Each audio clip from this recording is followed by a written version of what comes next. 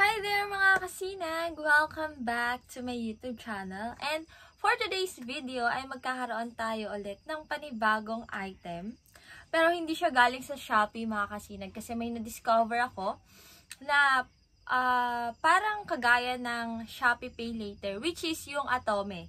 Atome ba? Or Atome PH. Ayan. So, Atome PH is also like SPay Later na buy now and pay later. So, tinry ko siya and ngayon ay mas i-discover ko pa siya. So, sa mga kagaya ko dyan na hindi nakakaalam ng card na to, na bago sa card na to. So, yeah. So, sama-sama natin i-discover to. Pero bago ang lahat yan mga kasinag, so mag-start tayo after ng intro.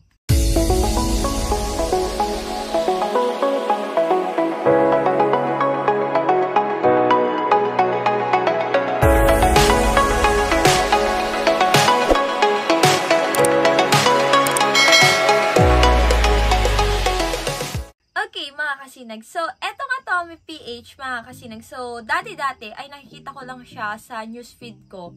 And then, recently lang, so na-curious ako ano nga ba talaga tong tungkol dito. And then, I try to install it. And then, kasi dun sa parang pinaka-page niya is parang konti lang yung likes. Basta yung nagpa-pop up dun sa newsfeed ko is parang hindi naman legit. Ganon. Okay, so, ang nangyari, so tinry ko, nag-install ako, and then tinry ko na magpa-verify. So, nung open ko na yung app, ayan, so yung pagpapa-verify ay napakadali lang. So, para ka lang naggawa or gumawa ng account mo sa GCash. So, kung gusto nyo ng separate video, kung saan magkakaroon ako ng tutorial step by step dito nga sa app na to, ay mag-comment kayo and I will make a separate video for that. But for today's video nga po mga kasinay, since ang content ko naman ay related sa Shopee, so ang pinaka-content ko ngayon ay ito-try natin na umorder sa Shopee and magbayad using this Atome PH. Kasi nga, meron siya nung sinasabi na buy now, pay later. So, wala pa talaga akong kaalam-alam dito. So, ang nangyari nga po noon, mga kasinag, nung nagpa-verify ako, meron kasi sila na parang part na kung saan mamimili ka ng card mo. And, o-order ka ng physical card mo. So, meron kasing dalawang card dito, mga kasinag, which is yung virtual card and then yung physical card mo. So, nag-order ako sa madaling sabi, and then after 4 to 5 days lang ay na-receive ko siya. So, eto siya mga kasinag. So, ngayon, gusto ko ipakita sa inyo at i-open ko siya. And of course, gusto kong ipakita sa inyo kung paano siya ililink sa ating Shopee account. And mamaya kung paano ba mag-order. So, eto nga po, yung pinaka bubuksan natin. So, ito, ang nag-receive nito mga kasinag is yung tita ko. Kasi nasa work ako at nung time na na-receive nila to. So ayun. Ano ba sasabihin ko, diba? Ayan, so ito siya. Actually, ilang araw ko nang gusto tong buksan. Kaso sabi ko, kukontent ko na lang para makita nyo. Ayan. So, parang nung ni-receive to nung tita ko ay hiningian siya ng number, ng valid ID. So, dito pa mga kasinag is pag magpapa-verify ka, of course, kailangan po nila ng valid ID. So, kung gusto nyo matry kung anong mga valid ID yun, kung gusto nyo malaman, ayan. So, try nyo, ayan, wrong grammar naman ako. Okay, kung gusto nyo malaman kung ano yung mga valid ID nila mga kasinag, much better kung itatry ninyo na install tong app na to. Okay, so dito nga ay makikita natin. Ayan, so Atome A. Sabi niya, Atome. Ano ba? Nahihirapan ako. And then, written here is my name, my address, my contact number, and the zip code of our place. Okay, so ito siya. Ayan, di ba? So, ito na. Ang moment of truth. Sinira-sira ko na. Yung tracking number nito sa pagde-deliver is dun lang mismo sa app mo makikita. Parang dun mo siya ma-access. Ganun na kasi Okay, so, eto siya. wala naman na dito. Ayan, eto siya. Bale, eto yung mga pagpipilian mo ng iyong card. And then, of course, alam nyo naman ako, ang inyong ate ay binabae. So, I ordered the pink one. So, eto siya, mga kasinig. So, actually, I'm expecting na, ayun, sinilip ko na. Okay, so, eto siya, mga kasinig. So, let me read this to you. So, sabi niya, Atomic Card, pay later, anywhere. So, pagkakaalam ko kasi dito mga kasinag ay parang credit card siya. So, I'm not sure. So, sa mga familiar dito, kung magsasabi man ako ng mga wrong information, so feel free to comment down and correct me. Okay? Okay, so sabi niya, how to activate your card on the Atomic app. So, number 1 is select Atomic Card on your homepage. Number 2, tap on activate physical card. Number 3, enter the last 4 digit of your Atomic Card. And then number 4 is set a new 4-digit card pin. Sabi niya, tips. Sabi niya, your physical and virtual Atomic Cards will be different numbers. Number 2, increase your credit by transacting regularly and paying your bills on time. Number 3, tap to pay with Atomic Card. Just look out for the EMV contactless symbol at cashiers. Okay, so I'm not familiar with that. So, itatry ko isa-search, and then kung masa-search ko siya, malalaman ko yung information regarding dito is lalagay ko na lang sa description box. Yun. And then number 4 is sabi niya, alternatively, you can pay by inserting your card into the terminal, choose savings account, and enter your 4-digit PIN. Okay, so, sa mga nagtatanong pala, bakit ako may ganito? Kung may ginastos ba ako? Wala po. Okay? So, ayan, so makikita nyo mamaya kung ilan ba yung credit limit ko doon sa mismong app na to. So, meron kasing choices doon mga kasinag na kung gusto mong ipalagay or kung ano yung ipapalagay mong name dito. Something like that. So, hindi ko na kasi maalala talaga. Pero, yun, ang pinili ko ay gusto ko may pangalan ako dito. So, I'm expecting na nandito siya. But, nung sinilip ko dito sa likod, nandito pala sa likod. Okay? So, eto siya sa kanyang likod. Medyo may kadumihan lang. Ayan o. Kita nyo, may kadumihan lang. Ayan. So, medyo punasan naman natin for the sake of this video.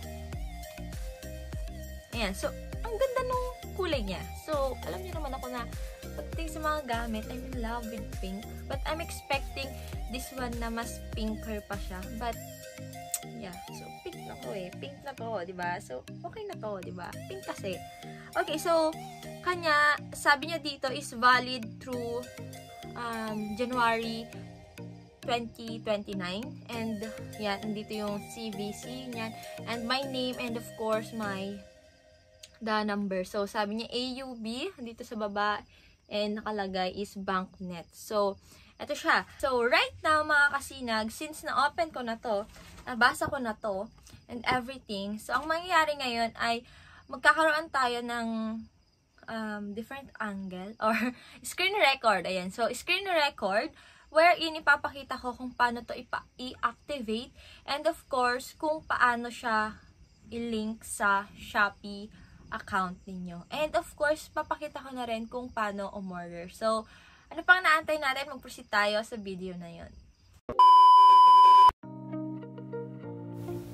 Okay, so right now, i-open natin ang ating Atomic app. And ito po yung makikita natin kapag ka-open ng app. So, sa baba, isa-isahin natin. So, first thing is the shop. So, ito yung mga shop kung saan mo pwedeng magamit yung Atomic app natin. And then, ayan po. Next is the bills, wherein here, dito mo makita yung mga purchases mo or kung saan mo ginamit yung app. Lastly is your profile. We can see here the card and cash. So, dun tayo sa card and activate. So, here, ayan na po yung credit limit ko. And ito po yung mga makikita natin dyan. Okay, so, dito po ay pupunta na tayo sa may activate card. Dito naman, i-input lang natin yung 4-digit number na hinihingi niya, which we will receive via text message. We will just wait for seconds and that's it. So, naka-activate na yung card natin. And then, all you have to do is to set your 4-digit PIN. 2 beses mong itatype yun. Then, after that, ay pwede mo nang gamitin yung Atomic card mo. So, balik lang tayo dito sa shop. And then, dun sa mismong Shopee. And dito, sa baba, may nakalagay na Pay with Atomic card. So, pag i-click natin yan, ay magbibigay siya ng instruction na ganito. Since activated na yung card natin, ay punta na tayo sa Shopee para mag-check out ng item. Ayan. So, ito na yung item natin. At yung item na yan, gagawahan ko po ng separate review. So, kung interested kayo, ay hintayin nyo lang kasi i-upload ko rin yan dito sa ating YouTube channel. As you can see here, yung payment option natin ay cash on delivery. So, ang mangyayari dyan, papalitan natin para malink natin yung Atomic card natin as our mode of payment.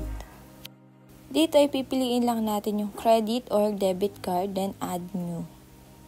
And of course, lalagay lang natin yung mga kailangan niya dyan. At kapag okay na, ay yung submit button sa baba ay magta-turn into orange and pwede na nating i-proceed na. Then, ganito na nga yung makikita natin sa screen, which is, lalagay lang naman natin yung OTP or yung one-time PIN na marireceive din natin via text message. We will wait for seconds, then it's done. Okay, ayan na siya. Pwede na natin yan gamitin sa ating Shopee as our payment option. And then, all you have to do dyan is to place our order. Kapag magpa-place ka na ng order, may instances tayo na ganito po yung nangyayari. So, dito, mag-leave lang tayo dyan. Ayun, no? Then, mapupunta tayo dyan. So, punta tayo sa ating profile or sa me. Then, dun sa ating to pay. So, pay now lang natin siya yan. Pag nandito siya, bali babalik ka lang dyan. Then, uulitin mo lang naman yung ginawa mo kanina. Hintay ka lang ng konti. Tapos yun, okay na siya yan. Kung titingnan natin yan, yung order natin ay to ship na po. After ng transaction natin, ay balik tayo dito sa ating app. And then, nakikita natin dito na nabawasan na nga yung ating credit limit. Then dito, ayan. So, makikita natin yung mismong transaction po natin. Kapag ganyan na, ay okay na po. At kung gusto nyo pang mag-order, ay ulitin nyo lang yung same process. Okay, ayan. So, diba? Kitang-kita nyo naman. So, napaka-convenient pala talaga ng card na to. So, napakadali from the activating, linking, and using this Atomic card. Napakadali. So, ano pang inaantay nyo, mga kasinag? Okay, magpabudol na kayo. So, install nyo. Try nyo to. Hindi kayo magsisisi. So, yun nga po, mga kasinag. Yung in-order ko, mga kasinag, dadagdagan ko pa yon and gagawin ko siyang another content natin dito. So, as you can see, it is a takes away for pets. So, kung para saan ba yon sa mga hindi nakakaalam at kung ano ba yung mga idadagdag nating products and everything doon. So, abangan ninyo. So, with that, mga kasinag, that concludes our video for today. So, nadalian ako, natuwa ako, and sana nagustuhan nyo rin ito. So, yun lang, mga kasinag. Kung may mga gusto pa akong idagdag, maging comment and everything, nasa description box lang yan. So, yun lang, mga kasinag. Again, so, sana naging masaya kayo. At kung nakaabot man kayo sa minute ng video na to, kung hindi pa kayo nakaka-subscribe, please do subscribe on my YouTube channel. Give this video a like. And kung may time kayo, i-share na rin ninyo. Yan, so, and everything. Ayan. So, ayan lang, mga kasinag. So, again, mga kasinag, I am your Ate Aren. Ready for the worst, hoping for the best. So, see you sa ating next upload, mga kasinag!